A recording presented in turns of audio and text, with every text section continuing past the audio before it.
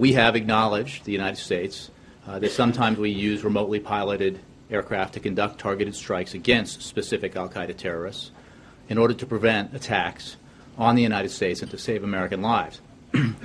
We conduct those strikes because they are necessary to mitigate ongoing actual threats, to stop plots, prevent future attacks, and again, save American lives. These strikes are legal, they are ethical, and they are wise. In today's day and age of military combat, the strategies and methods of war are highly technological. In the past decade, new military technology has been introduced and changed the nature of war, especially with the ongoing war on terror. Since this is not the traditional style of warfare and the enemy is not a country but rather a group, it is harder to defeat them. Among the new military technologies that have been created due to this new way of war is the drone, or an unmanned combat air vehicle.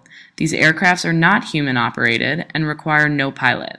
They are remote-controlled, and the technology used allows them to fly at extremely fast speeds and launch missiles at specific coordinates. There is controversy brewing over the United States' use of drones in warfare, as well as the future use of drones for surveillance of Americans.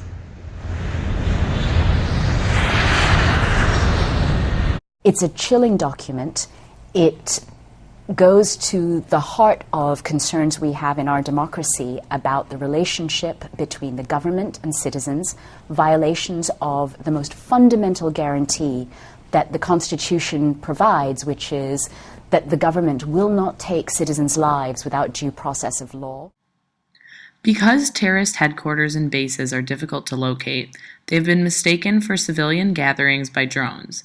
There have been instances of funeral and wedding processions being shot by drones, as well as a recent incident where a boy was farming with his grandmother and she was blown up by a drone. Civilian deaths are a sad consequence of war, but the calculated civilian deaths by drones are what are in question, even if they are unintentional. As you know, Congress authorized in an authorization of the use of military force, all necessary military force to be used in our fight against al-Qaeda. And certainly under that authority, the President acts in the United States' interest to protect the United States and its citizens from al-Qaeda. We're setting a very dangerous precedent when we permit high-level officials to kill American citizens and others without review by any court of the standards that they are using to take life or whether the evidentiary basis for their killing decisions is sound or not. According to the Bureau of Investigative Journalism, 2,525 to 3,613 people have been killed in our drone strikes. Of those, at least 407 to 926 were civilians. The drones are used to kill suspected terrorists in attempts to disrupt the hierarchy of terrorist associations. Some argue that the civilian casualties that result from drone strikes are only worsening the United States' relations and reputation in the Middle East and causing America to dig itself into a deeper hole. Others theorize that drone warfare is in defense contractors' favors because the more people drones kill, the worse Middle Eastern relations become, and therefore the war will continue on and more drones, aircrafts, and military technology will be needed.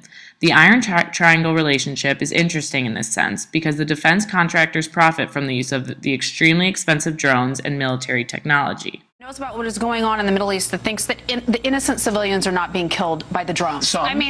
But it's not a policy to do it. Of course it's not a policy. Well, but what war in history where have innocent civilians not been killed? But that's not what happens. When you have drones coming and flying over a house and knowing that there are innocent people in there on the off chance, they're like, we think that maybe they're in there with a terrorist and we're just going to kill them. I mean, that is not seriously trying to avoid killing innocent people. If you're a student of history, you have to look at war and what war entails. It entails protecting yourself, number one. That's why you go to war. I don't disagree and number two, with that. destroying the enemy. And when you destroy the enemy, all right, you destroy civilians around the enemy, and that happens in every war. The use of drones in warfare is one thing, but Americans are worried that this type of surveillance puts the government at the top of a slippery slope. If the government has the ability to use drones as surveillance in foreign countries, it easily has the capability to use them in America. This fear of a police-like state has arisen in the past, like during the Red Scare, and now with increased international and domestic security in the wake of 9/11. This controversy has been brought to light after the death of terrorist leader Anwar al-Awlaki, who was a U.S. citizen killed in a drone strike in Yemen. Some question whether it is justifiable to kill a U.S. citizen in a drone strike without giving him or her due process in courts. However, certain measures must be taken during times of war. The U.S. believes it's okay to use a drone strike against a U.S. citizen in a foreign country if he or she poses an imminent threat to the country, and if this is the only means of eradicating the threat and protecting the nation. However, this is a drastic measure. Therefore, a substantial amount of evidence against this person must be gathered before striking. Even though the use of drones is currently controlled and not widespread, it is necessary to establish laws regulating their use before they become abused. If drones were to be used on American soil, they could be used to assist in fighting domestic crime, which recently happened in North Dakota. Nelson County, North Dakota Sheriff Kelly Yonke went looking for 6 missing cattle on a Brossard family farm when 3 armed Brossard brothers chased him away. Yonke called the Highway Patrol, a SWAT team, a bomb squad, and a Predator drone operated by U.S. Customs and Border Protection. The drone was used to surveil the property until the Brossard brothers were observed to be unarmed. Then the SWAT team moved in to make the arrests. Yes, that really happened. An unmanned multi-million-dollar drone was reportedly used to help local police track down stolen cows and their owners. So what is happening here in the U.S., and is this a sign of things to come? Although the cow incident may seem trivial, drones may be a new way to fight crime in the United States.